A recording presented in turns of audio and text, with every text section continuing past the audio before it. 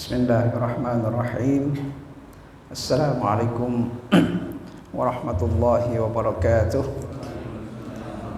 Alhamdulillahirabbil alamin wassalatu wassalamu ala asyrafil anbiya'i wal mursalin sayyidina wa habibina wa syafiina wa maulana Muhammadin wa ala alihi wa ashabihi ajma'in wa ba'du. Hadirat mukarramun, para asatidzah, para hujjaj, bapak-bapak, saudara-saudara sekalian yang saya hormati, syukur alhamdulillah pada malam hari ini kita bisa hadir kembali untuk sama-sama kita melanjutkan majelis kita ini dengan membaca kitab Mukhtasar Minhajul Qasidin. Mudah-mudahan kehadiran kita ke majelis ini mendapatkan jalan pahala dari Allah Subhanahu wa taala. Amin ya rabbal alamin. Mari sama-sama kita buka, kita awali majelis kita dengan bermunajat kepada Allah Subhanahu wa taala. Ya Rabbi bil Mustafa balligh maqasidana waghfir lana ma madha ya wasi'al karami.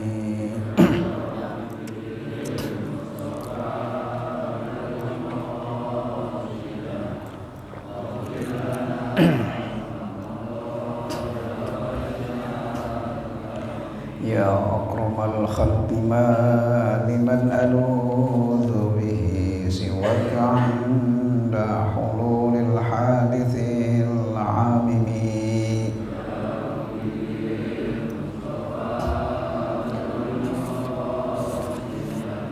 Waghfir lana ma madha ya wasi'al karami wa la yadhiqa rasulullah jahuka bi idil karimu tajalla bismi muntaqimi. Ya Rabbi bil Mustafa balligh maqasidana waghfir lana ma madha ya wasi'al karami. Allahumma salli wa sallim wa barik alaihi. Selanjutnya mari sama-sama kita baca suratul Fatihah. Kita niatkan, kita hadiahkan pahalanya untuk masing-masing orang-orang tua kita yang telah berpulang ke rahmatullah, untuk guru-guru kita, para masyayikh kita, para pendahulu Masjid Jami Miftahul Khair, wabil khusus guru kita Bapak Kiai Haji Ahmad bin Yad bin Kiai Ilyas bin Sirin, orang tua kita Bapak Haji Muhammad Siddiq, para pendahulu Masjid Jami Miftahul Khair yang telah berpulang ke rahmatullah, juga kepada munfiqin, munfiqat, para ahli waris yang telah berpulang ke rahmatullah. Semuanya kita doakan mudah-mudahan senantiasa mendapat curahan rahmat dan maghfirah dari Allah Subhanahu wa taala, diampuni segala dosa dan kesalahannya, diangkat derajatnya si Allah Subhanahu wa taala, dijadikan kubur mereka semuanya raudhah min riyadil jannah. Ala hadhihi niyyah wa kullu niyatin sharihah ila hadratin Nabi Mustafa Rasulullah sallallahu alaihi wasallam. Al-Fatihah. A'udzu billahi minasyaitonir rajim. Bismillahirrahmanirrahim. Alhamdulillahirabbil alamin, arrahmanir rahim, maliki yaumiddin.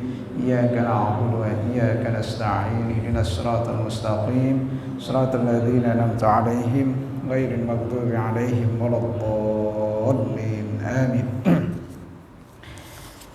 Ya, dalam pertemuan yang lalu kita telah membaca paragraf tafdil bainal ghani wal fakir, ya, keutamaan atau perbandingan keutamaan antara orang kaya dan orang miskin. Ya. Seperti yang dijelaskan dalam hadis, ya, ataupun dalam Al-Quran, ya, bahwa orang fakir itu mendapat kemuliaan, ya, lebih utama di sisi Allah Subhanahu wa taala dibandingkan orang kaya. Cuman orang fakir yang bagaimana, ya, perbandingannya pun mesti harus imbang, ya, imbang. Orang fakir, ya, yang enggak taat, yang enggak ibadah, ya tentunya lebih baik orang kaya yang taat dan beribadah, ya. seperti itu. Jadi perbandingannya harus imbang. Ya, harus imbang. Kalau perbandingannya nggak imbang ya nggak bisa untuk dikategorikan bahwa ini lebih mulia ya, atau ini tidak lebih mulia. Ya. Fakir yang mendapat kemuliaan di sisi Allah Subhanahu wa taala artinya fakir yang taat, ya, taat, ya, yang penuh ketaatan kepada Allah Subhanahu wa taala, ya, yang hidupnya gunakan untuk ibadah kepada Allah Subhanahu wa taala, sementara dia qanu. Al-qanu itu berarti dia qanaah, ada sifat rasa qanaah dengan apa yang telah Allah Subhanahu wa taala tetapkan untuk dia. Karena seseorang menjadi fakir, seorang menjadi miskin ataupun kaya itu ya memang sudah ditetapkan oleh Allah Subhanahu wa taala. Ya. Kaya dan miskin itu bukan karena tingkat akademis, ya. Misalnya orang yang S3 harus kaya, enggak juga, ya. Ya semuanya sudah menjadi ketetapan Allah Subhanahu wa taala. Banyak orang yang enggak lulus SD kaya, ya. Usahanya maju, ya. Dagangannya maju menjadi orang kaya. Ya. Kalau di kota mungkin kita jarang melihat, artinya mungkin karena kita nggak kenal. Di desa banyak sekali, ya, banyak sekali para juragan itu ya, secara akademis lulusan SD, bahkan ada yang SD-nya nggak lulus, ya, tapi kaya, usahanya maju. Ya. Artinya bahwa pada hakikatnya ya, hal tersebut memang sudah ditetapkan menjadi ketetapan Allah Subhanahu wa taala. Nah, bagaimana orang yang fakir, yang miskin, yang sudah menjadi ketetapan Allah itu menerima takdir itu? Ya, menerima takdir itu dia qanaah. Qanaah artinya dia menerima. Ya, dia menerima apa yang menjadi ketetapan Allah Subhanahu wa taala, tidak memberontak. Maksud memberontak artinya dia karena merasa miskin, dia karena merasa fakir itu akhirnya dia menghalalkan segala cara, dia ambil hak orang lain dengan tidak benar, dia curi, dia garong, dia begal dan lain sebagainya. Itu kan berarti adalah orang yang fakir. Ya, kalau ditanya alasannya ya karena memang saya orang miskin, ya, saya terpaksa harus mencuri, saya terpaksa harus menggarong dan lain sebagainya. Ya. Itu berarti adalah orang fakir yang tidak qanu, yang tidak mempunyai sifat qanaah, ya, menerima apa yang menjadi ketetapan Allah Subhanahu wa taala. Ya, dalam hal ini bukan berarti bahwa seorang yang fakir, ya, seorang yang miskin itu setelah dia meyakini bahwa itu adalah ketetapan Allah Subhanahu wa taala, ya, kemudian menutup dia untuk tidak mau bekerja, tidak mau berikhtiar, ya, salah juga akhirnya. Ya, salah juga. Ya, ikhtiar tetap. Ya, kita mungkin dalam berikhtiar, dalam bekerja itu ya hasilnya dalam bahasanya nggak memuaskan, hanya mendapatkan sedikit. Ya, mendapatkan sedikit, ya tetap harus berikhtiar. Ya, karena dalam ikhtiar itu ada ibadah kepada Allah Subhanahu wa taala. Pada saat kita keluar dari rumah untuk berikhtiar, untuk bekerja, ya, mencari nafkah, ya, di situ ada nilai ibadah di hadapan Allah Subhanahu wa taala, dicatat sebagai ibadah kepada Allah Subhanahu wa taala. Ya, jadi bagaimana kita menyikapi apa yang menjadi takdir Allah Subhanahu wa taala, apa yang menjadi ketetapan Allah Subhanahu wa taala dalam hal ini pembagian rezeki, dalam hal ini dalam pemberian, ya, kekayaan, ya, kepada seseorang, ya, ada yang dikasih kemudahan dalam mencari nafkah. Ya, semua itu adalah ujian dari Allah Subhanahu wa taala. Innama amwalukum wa auladukum fitnah. Allah kasih kita harta itu adalah fitnah, itu adalah ujian.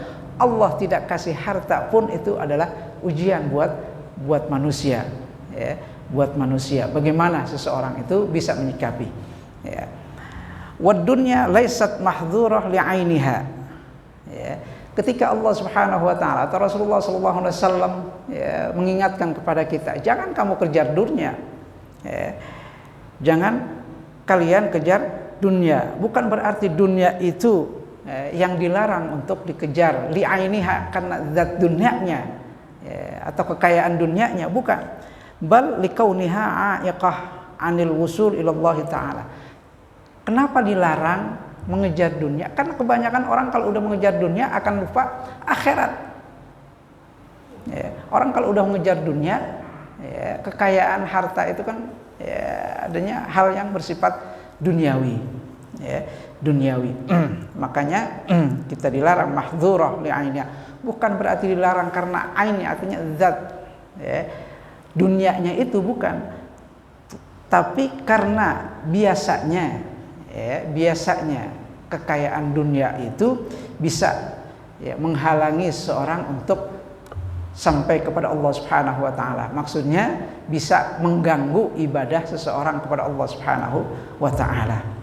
Wal faqru laisa matluban li ainiha. Bukan berarti agama menyuruh kita semuanya harus miskin. Bukan berarti memerintahkan kita untuk harus miskin. Enggak, laisa matluban li ainiha walakin li anna fihi faqdul a'iq anillahi taala. Cuma biasanya orang kalau enggak banyak hartanya, orang kalau enggak banyak hartanya, enggak banyak yang diurusin. Waktunya lebih banyak digunakan untuk beribadah kepada Allah Subhanahu wa taala. Itu maksudnya demikian. Bukan berarti dengan adanya keutamaan orang fakir si Allah Subhanahu wa taala. Tadi saya katakan bahwa keutamaannya itu pun tergantung orangnya, tergantung orangnya. Kalau orang yang dalam keadaan hidupnya dalam keadaan fakir miskin, kemudian kekurangannya ini atau kefakiran dan kemiskinannya itu malah menambah dia untuk lebih banyak beribadah kepada Allah Subhanahu wa taala, maka itu akan menjadi baik di sisi Allah Subhanahu wa taala. Maka orang itu akan mendapat kemuliaan di sisi Allah Subhanahu wa taala. Itu. Tapi ada juga orang yang hidupnya di dunianya miskin, ibadahnya juga nggak mau. Kan banyak. Banyak. Udah hidupnya miskin, udah hidupnya fakir, tapi ibadahnya juga nggak mau. Nah, ini jadi tambah salah. Tambah salah. Wal faqru laisa matluban li ainiha walakin li anna fihi faqdul a'iq anillahi ta'ala. Bukan berarti kita diperintahkan untuk hidup dalam kefakiran atau kemiskinan atau dalam kesusahan, enggak. Tapi biasanya orang kalau dalam keadaan fakir, enggak banyak hartanya, waktunya itu enggak banyak dipakai untuk ngurus urusan duniawi. Itu. Tapi sebaliknya malah dipakai untuk beribadah kepada Allah Subhanahu wa taala. Wa adamut tasyaghul anhu, dan enggak sibuk. Orang kalau hartanya banyak pastinya dia akan sibuk untuk ngurusi hartanya. At-tasyaghul itu sibuk. Orang kalau banyak hartanya, pasti dia akan mengurus hartanya. Waktunya akan banyak dipakai untuk mengurus harta. Kan pernah yang saya ceritakan tentang seorang sahabat yang dari awalnya miskin, kemudian minta doa untuk menjadi orang kaya. Setelah kaya, ibadahnya awal-awal mulai jarang sampai akhirnya dia meninggalkan ibadah kepada Allah Subhanahu wa taala. Itu banyak contoh yang seperti itu.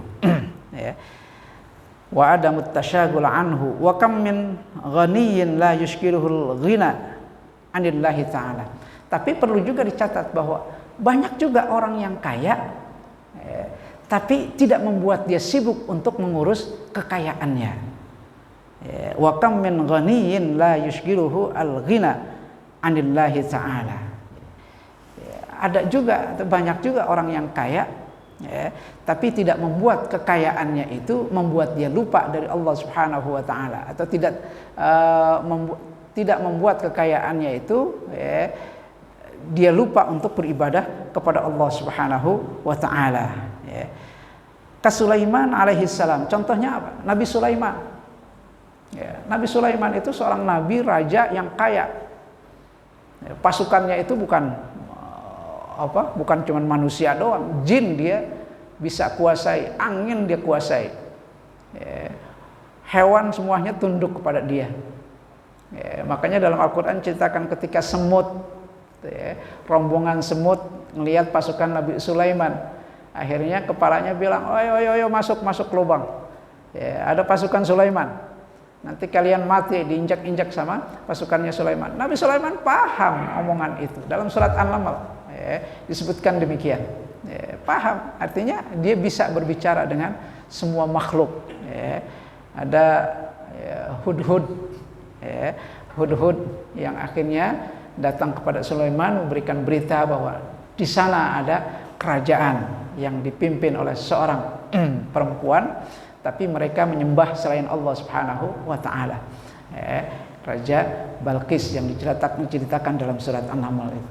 Artinya Nabi Sulaiman itu adalah seorang nabi, seorang raja yang kaya, seorang raja yang kaya yang mempunyai bala tentara itu semua makhluk, semua makhluk, dari manusianya, dari jinnya, dari hewan-hewannya dan lain sebagainya, semuanya tunduk kepada dia.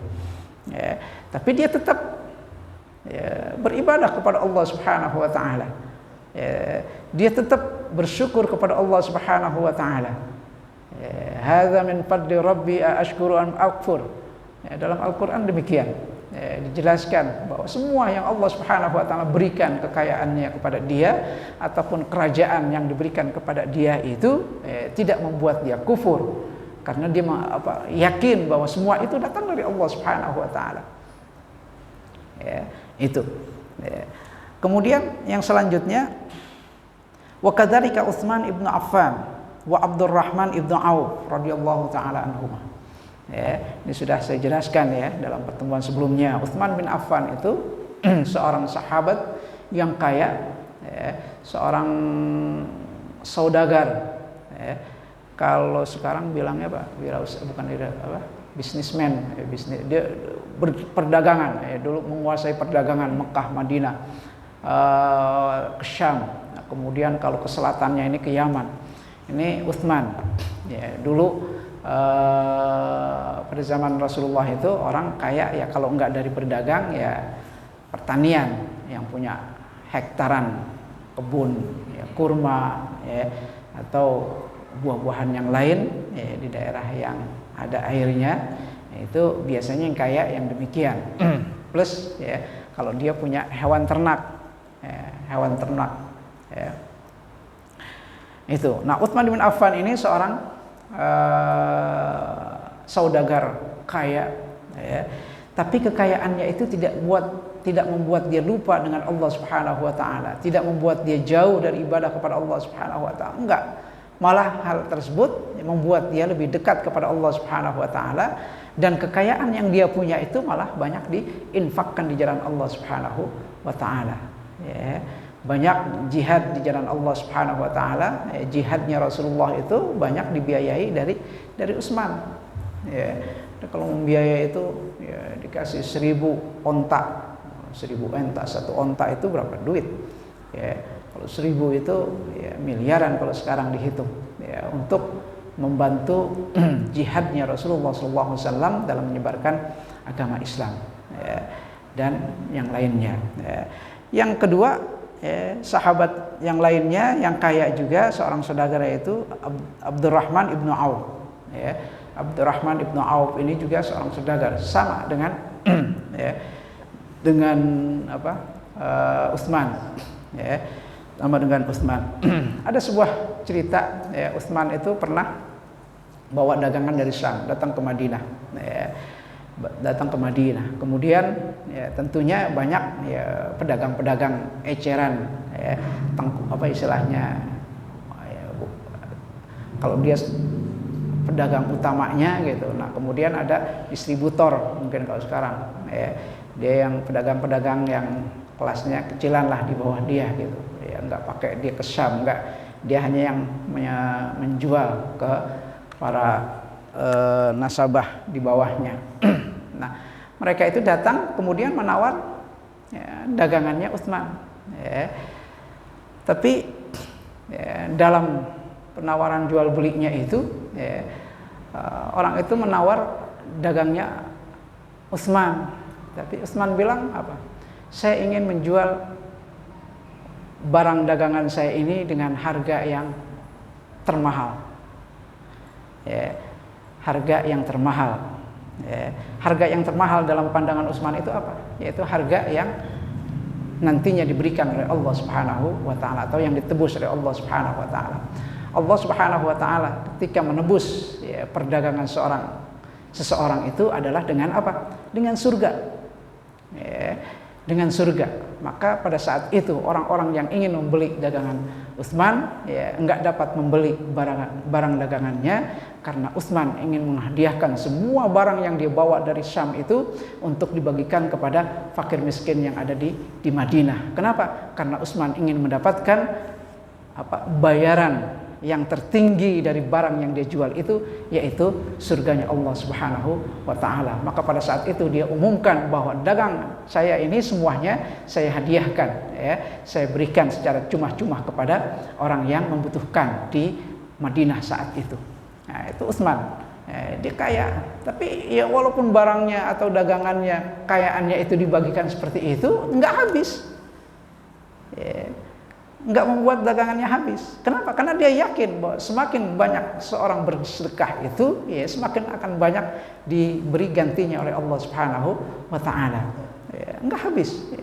Bahkan sampai sekarang Utsman itu masih mempunyai wakaf yang masih dikelola oleh satu lembaga yayasan di Madinah itu sampai sekarang. Wakafnya itu masih terus hidup. Wakafnya untuk apa ya? Tentunya hasil dari wakafnya Utsman itu dihadiahkan, disedekahkan, disedekahkan itu sampai sekarang. Itu contoh, contoh bahwa kekayaan itu tidak membuat orang lengah dari ibadah kepada Allah Subhanahu wa taala. Kekayaan itu tidak membuat orang jauh dari Allah Subhanahu wa taala. Ini contoh yang perlu dan dapat kita tiru.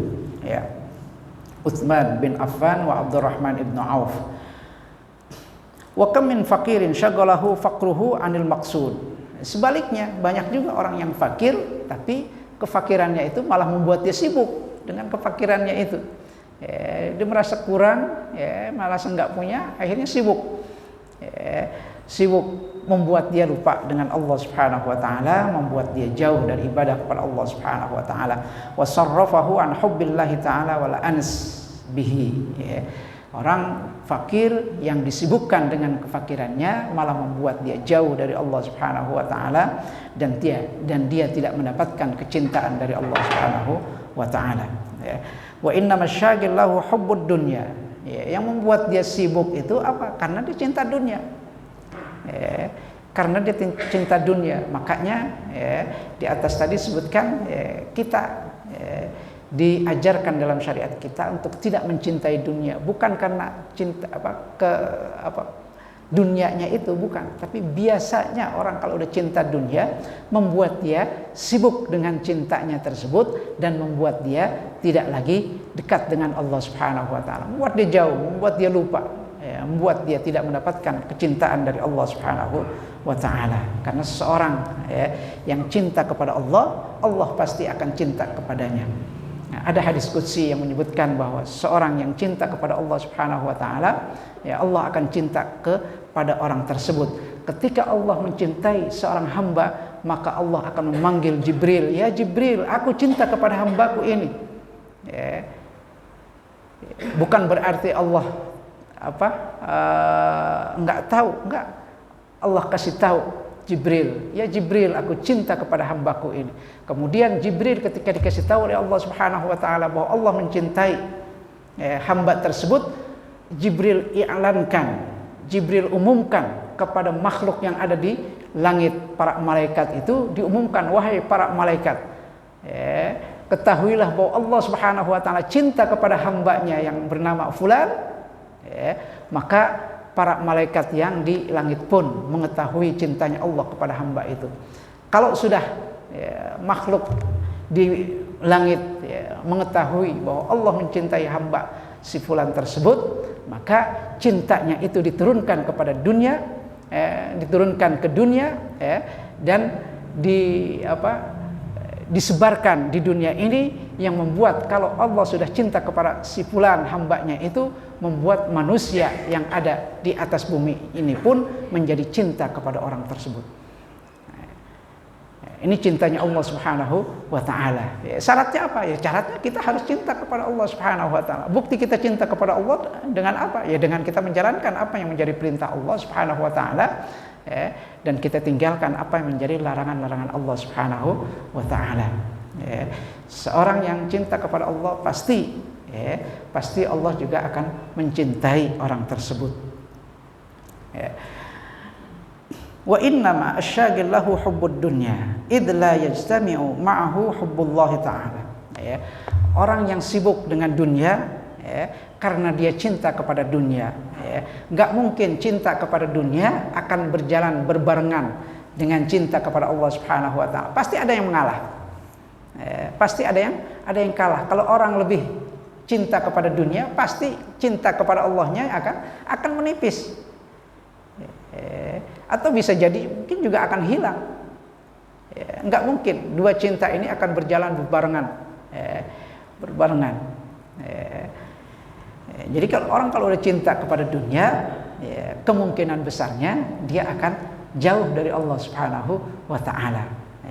Makanya kalau mau dekat kepada Allah Subhanahu wa taala, kalau mau cinta kepada Allah Subhanahu wa taala dan mendapatkan cinta dari Allah Subhanahu wa taala, jauhi dunianya.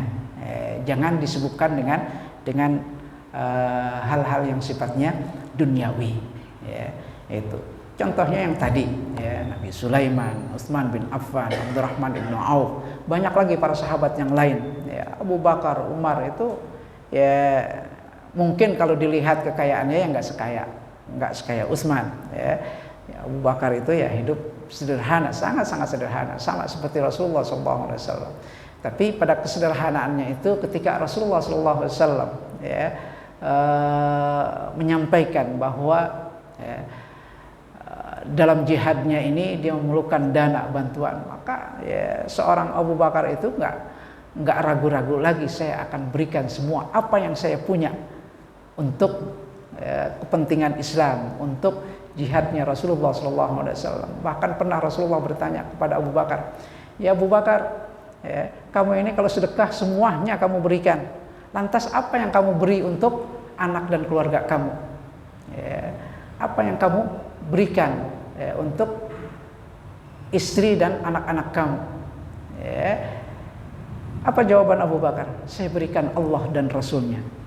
Artinya Abu Bakar itu ketika bersedekah itu bukan dihitung semuanya yang dia punya.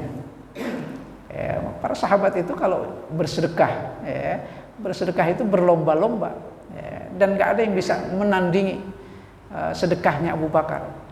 Walaupun mungkin secara jumlah nggak seberapa. Kalau dihitung jumlahnya mungkin banyakan yang dikeluarkan Utsman. Tapi kan mengeluarkan sedekah itu dihitung dari berapa yang kita punya, ya kan? Berapa yang kita punya dan berapa persen yang kita keluarkan. Dihitungnya secara persentase, berapa persen yang kita keluarkan. Nah, Abu Bakar ini yang dikeluarkan, yang disedekahkan hartanya itu semuanya, berarti 100%. Ketika Rasulullah bertanya, apa yang kamu tinggalkan untuk anak dan istri kamu? Jawabannya adalah, saya tinggalkan mereka Allah dan Rasulnya. Artinya semuanya dia bertawakal kepada Allah Subhanahu wa taala. Jadi bahwa rezeki anak istrinya itu diserahkan kepada Allah dan Rasulnya. Itu. Ini apa yang dilakukan oleh para sahabat Rasulullah SAW. Jadi karena memang mereka nggak mau cinta kepada dunia, mereka lebih memilih untuk mendapatkan cinta dari Allah Subhanahu wa taala dengan cara mencintai Allah Subhanahu wa taala. Jalannya adalah dengan beribadah kepada Allah Subhanahu wa taala, dan menjauhi segala larangan-larangan Allah Subhanahu wa taala. Wa inna masyagil lahu hubbud dunya id la yajtami'u ma'ahu hubbullah ta'ala. Fa innal muhibb lisyai' mashghulun bihi sawa'un kana fi firaqihi aw fi wisalihi.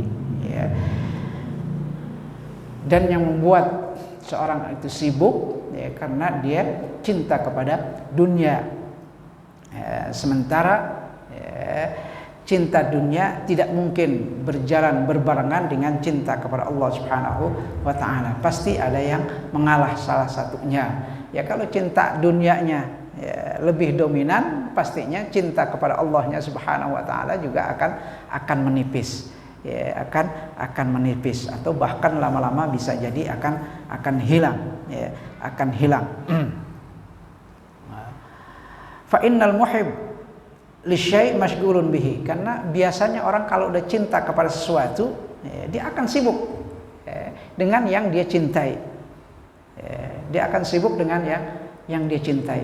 Contoh, ada orang yang demen ngoleksi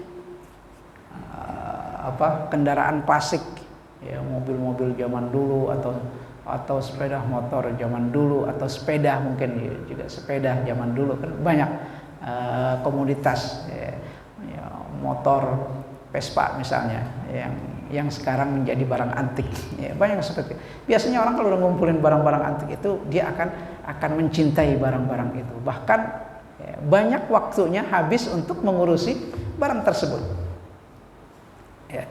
Barang tersebut waktunya akan banyak tersita untuk mengurusi barang tersebut. Fa innal muhib li syai' masyghulun fihi, karena orang yang cinta kepada sesuatu pasti dia akan sibuk untuk mengurusi cintanya tersebut pada sesuatu tersebut, ya. Sawa'un kana fi firaqihi au fi wisalihi, ya. Imma kecintaannya itu menjadi dia sibuk, imma yang dia cintai itu pergi ataupun yang dicintai itu dia dapat. Orang yang berangan-angan, berkeinginan untuk mendapatkan satu yang dicintai, sesuatu yang dia demen banget lah, gitu kan. Ya, biasanya ya kalaulah barang itu belum tersampaikan kepadanya, dia pasti akan terus berusaha menyibukkan waktunya itu berusaha untuk mendapatkan barang tersebut. Ketika barang itu sudah ada di tengah dia, artinya udah ada di tangan dia, ya pastinya dia akan sibuk untuk mengurusnya. Fi firaqihi au fi wisalihi.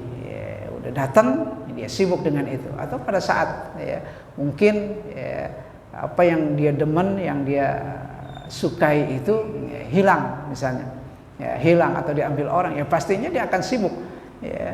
Dia akan sibuk untuk mencari barang tersebut atau sesuatu tersebut. Bal qad yakunu syughluhu fil firaq aktsar. Bahkan biasanya orang kalau sudah cinta kepada sesuatu dan sesuatunya itu hilang, pasti dia akan lebih sibuk lagi. Akan lebih sibuk lagi untuk mencarinya. Satu contoh, ketika seseorang diberikan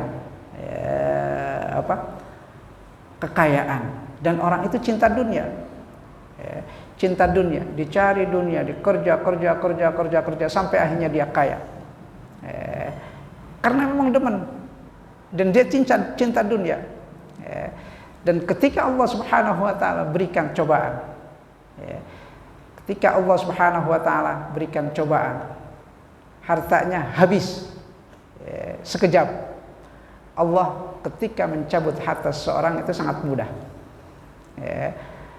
Kalau kita ngumpulin harta itu mungkin susah, lama. Orang menjadi kaya itu juga perlu waktu. Tapi ketika Allah mencabut hartanya itu akan sangat lebih mudah sekali. Dalam sekejap aja bisa. Orang kaya, Allah kirim bala tentaranya, kebakaran, habis hartanya dalam sekejap. Kalau orang yang cinta kepada dunia, ketika dia kehilangan seperti itu, membuat dia akan lebih gila lagi, akan berusaha lagi untuk mengumpulkan kekayaan seperti yang pernah dia kumpulkan. Nah, itu artinya bahwa ketika yang dicintai dunianya tadi hilang, maka setelah itu dia akan lebih gila lagi untuk mencari dunia, karena memang kecintaannya kepada cinta dunia.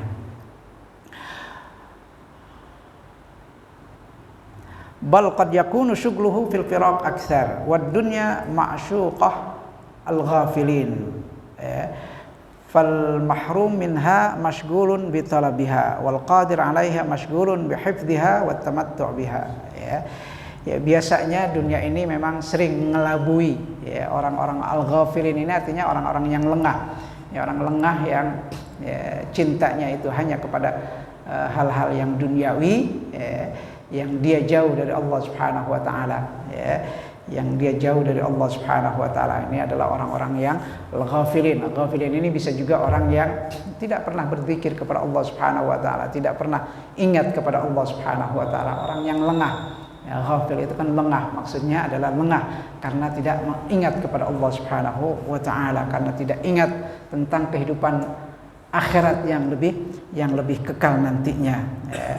Nah, orang yang tidak mendapatkan atau orang yang hidupnya dalam kefakiran atau kekurangan mahrum dari harta kekayaan dunia ini ya, masghulun bitalabiha, dia akan sibuk untuk mencarinya. Kalau pada dirinya itu ada cinta kepada dunia, pastinya kalau dia merasa kurang, dia merasa miskin, dia merasa fakir, itu pasti dia akan berusaha untuk mencari ya, kekayaan dunia, karena memang dalam hatinya itu ada cinta dunia, yang ada hanya cinta dunia. Dia akan sibuk untuk mencarinya, masghulun bitalabiha wal qadir 'alaiha masghulun bihifdhiha wat tamattu' biha. Begitu juga orang-orang yang memang sudah dalam keadaan kaya, sudah artinya seorang yang sudah Allah berikan kekayaan dunianya itu yang dicari sudah ada, dia dapat, masghulun bihifdhiha, dia akan sibuk untuk menjaganya, sibuk untuk menjaga hartanya, sibuk untuk menjaga kekayaannya, wat tamattu' biha, dan bersenang-senang dengan kekayaannya itu, dengan hartanya itu. Nah, ini kan yang akhirnya akan membuat dia semakin jauh dari Allah Subhanahu wa taala, karena memang dalam dirinya itu hanya ada cinta kepada dunia saja, hubbud dunya. Wa in akhadhatil amr bi'atibaril aktsar fal faqir 'anil khatar ab'ad li'anna fitnatas sarra ashaddu min fitnatid dharra.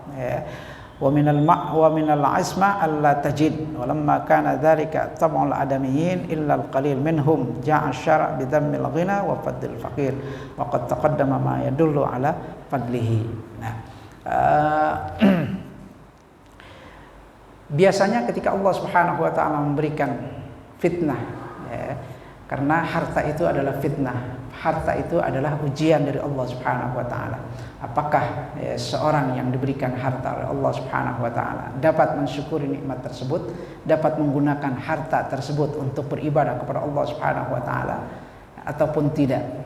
Ya, itu adalah fitnah. Innama amwalukum wa auladukum fitnah. Ya, harta-harta kalian, bahkan keturunan kalian itu semuanya adalah fitnah. Ya, kalau dibilang fitnah itu ya, sebagai seorang mukmin ya mesti harus kita jadikan ya, harta tersebut yang Allah titipkan kepada kita itu kita jadikan sarana untuk beribadah kepada Allah Subhanahu wa taala. Ya, dengan cara apa? Ya, dengan cara imma dengan harta itu kita beribadah melalui harta tersebut, ibadah maliyah dengan bersedekah kepada Allah, dengan bersedekah di jalan Allah Subhanahu wa taala, kita infakkan, kita wakafkan, kita bantu tempat-tempat ibadah, kita bantu yatim, kita bantu banyak jalan untuk kita beribadah maliyah, beribadah dari harta yang Allah Subhanahu wa taala titipkan.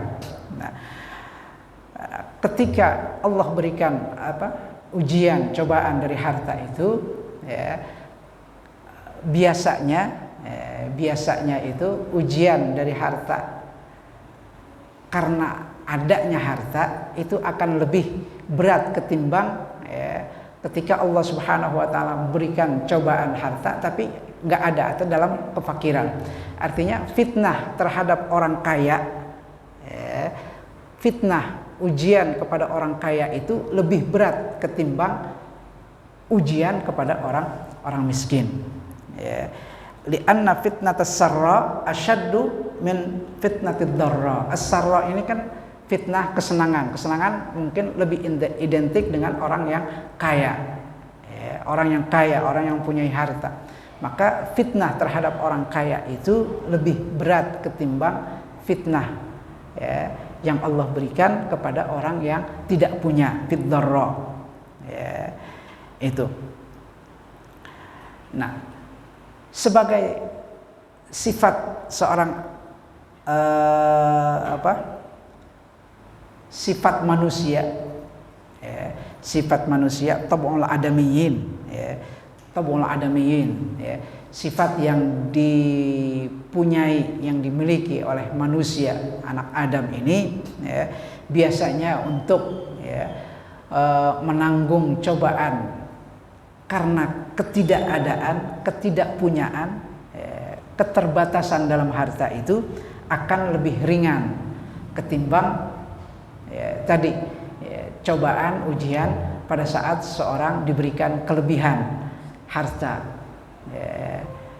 Walaupun nggak semua juga gagal, banyak yang sukses banyaknya. Tadi yang kita sebutkan Sulaiman, Nabi Sulaiman itu sukses, dia diberikan cobaan oleh Allah Subhanahu wa taala harta, kekuatan, kerajaan, itu dia sukses, dia berhasil, tidak membuat dia lengah dari Allah Subhanahu wa taala, tidak membuat dia jauh dari Allah Subhanahu wa taala, bahkan lebih membuat dia lebih dekat kepada Allah Subhanahu wa taala, karena dia sadari bahwa semua yang datang itu hanyalah kemurahan dari Allah Subhanahu wa taala. Hadza min fadli rabbi ashkuru am akfur.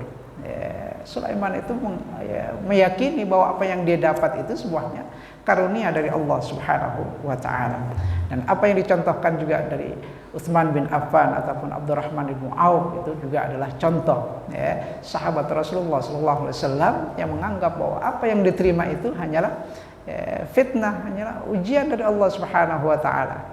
Karena semua itu datangnya melalui karunia dari Allah Subhanahu wa taala. Tapi juga banyak orang yang diberikan ujian melalui harta tersebut membuat dia lupa kepada Allah Subhanahu wa taala, membuat dia jauh beribadah kepada Allah Subhanahu wa taala. Itu adalah sifat manusia. Da'a syara' bidzammil ghina wa fadlul faqr. Nah, karena ada sifat seperti itu, maka syariat dalam hal ini agama Islam, syariat agama Islam datang dengan mengingatkan kepada kita, bahwa kekayaan itu bisa membuat orang lebih banyak membuat orang itu menjadi jauh dari Allah Subhanahu wa taala. Wa fadlul faqr artinya sementara kefakiran itu menjadi mulia jika seseorang itu qanu. Qanu itu artinya dia punya sifat qanaah, menerima apa yang menjadi ketentuan Allah Subhanahu wa taala. Jadi dari fakrah ini, dari paragraf ini kita pahami bahwa pada hakikatnya kekayaan itu tidak mesti juga membuat orang jauh. Kita dapat mengambil contoh dari apa yang dilakukan oleh Nabi Sulaiman, apa yang dilakukan oleh sahabat Rasulullah SAW, Utsman bin Affan dan Abdurrahman bin Auf, bahwa kekayaan itu malah membuat dia lebih dekat kepada Allah Subhanahu wa taala. Itu yang perlu kita contohkan. Namun banyak juga yang diingatkan dalam agama itu, banyak sekali orang yang karena kekayaannya, karena cintanya kepada dunia membuat dia lupa kepada Allah Subhanahu wa taala. Karena seseorang kalau sudah cinta kepada Allah tidak mungkin akan berjalan bersamaan dengan cintanya kepada Allah Subhanahu wa taala. Pasti akan ada yang mengalah, pasti ada yang kalah.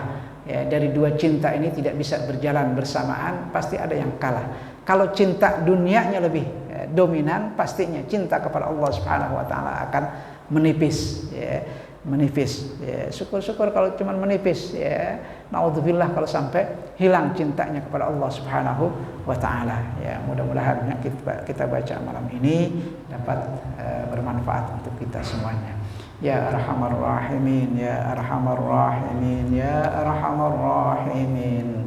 فرج على المسلمين يا أرحم الراحمين يا أرحم الراحمين يا أرحم الراحمين فرج على المسلمين واعف عنا يا الله واعف عنا يا كريم واعف عنا يا رحيم برحمتك يا أرحم الراحمين اللهم اجعل جمعنا هذا جمعا مباركا واجعل تفرقنا من بعده تفرقا معصوما اللهم اجعلنا ممن يستمعون القول فيتبعون أحسنه اللهم انفعنا بما علمتنا وعلمنا علوما تنفعنا في الدين والدنيا والآخرة ربنا لا تزغ قلوبنا بعد إذ هديتنا وهب لنا من لدنك رحمة إنك أنت الوهاب ربنا آتنا في الدنيا حسنة وفي الآخرة حسنة وقنا عذاب النار وصلى الله على سيدنا محمد النبي الأمي وعلى آله وصحبه وسلم والحمد لله رب العالمين والعفو منكم السلام عليكم ورحمة الله وبركاته.